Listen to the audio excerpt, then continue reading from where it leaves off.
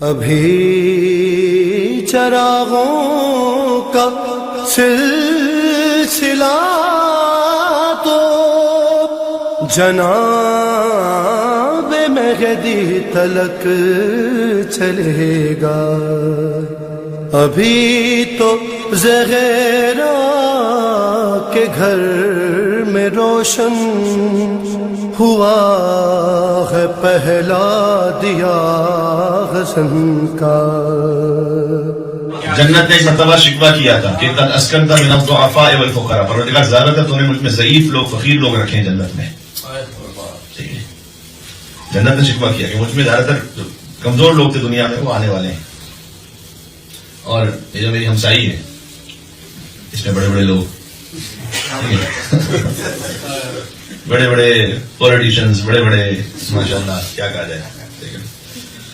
اچھا یہ بھی میں کہہ رہا ہوں، ہر ایک جگہ کوئی ہم سویگل اسٹیٹمنٹ نہیں دے سکتے، ہر جگہ ریشو پروپورشن کے حساب سے زیادہ تر جو تھا، تو یہاں پر بڑے بڑے عہدوں والے لوگ زیادہ اس طرف ہیں جن کی دنیا میں ویلیو تھی، بڑے بڑے کچھ مولوی حضرات جو عالم محمد علیہ السلام کے ذکر سے دور ہیں۔ شیطان سے بڑا تھوڑی کوئی عالم تھا۔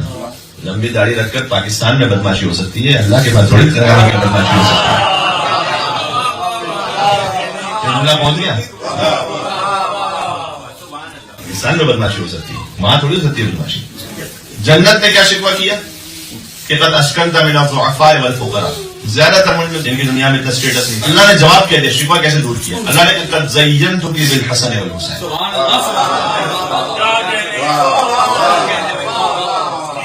قد زینتک بالحسن والحسین، کہ جنت تو فکر نہ کر، ضعیف لوگ آئیں گے، فقیر لوگ آئیں گے، ٹھیک ہے، لیکن میں نے تجھے حسن اور حسین جیسے نگینوں سے زینت عطا کی ہوئی ہے۔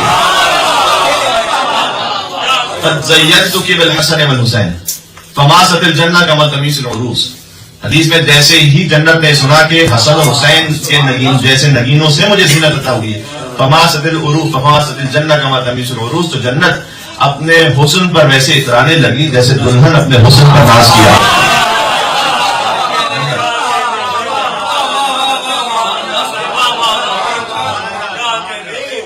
مل کے صلوات بھیجیں سیدہ شبانہ